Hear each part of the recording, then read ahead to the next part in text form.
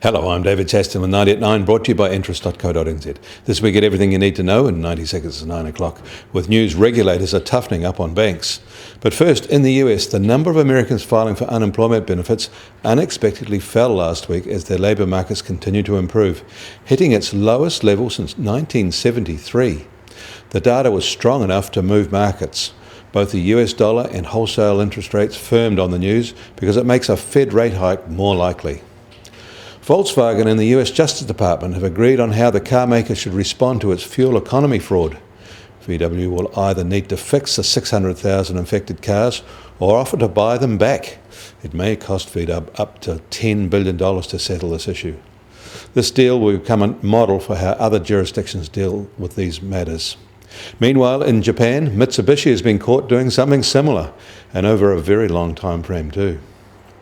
ECB President Mario Draghi earlier today warned that Eurozone inflation could go negative.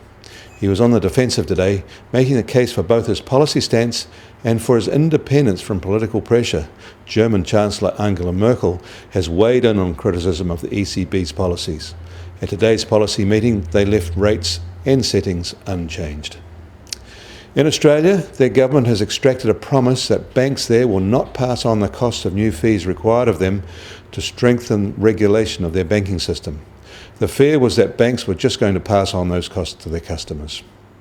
And in more banking news, American regulators want to require their largest banks and financial firms to hold back executive bonus pay for 4 years. They also want a minimum period of 7 years for the biggest firms to claw back bonuses if it turns out executives' actions hurt the institution. In New York, the benchmark US Treasury yield is a lot higher today at 1.88%. The oil price rose slightly overnight at just over $43 a barrel, while the Brent is now just under $45 a barrel. And the iron ore price keeps rising strongly. It's now at over $70 a tonne as Chinese steelmakers raise production to take advantage of a spike in demand. The gold price has slipped slightly to $1,249 an ounce.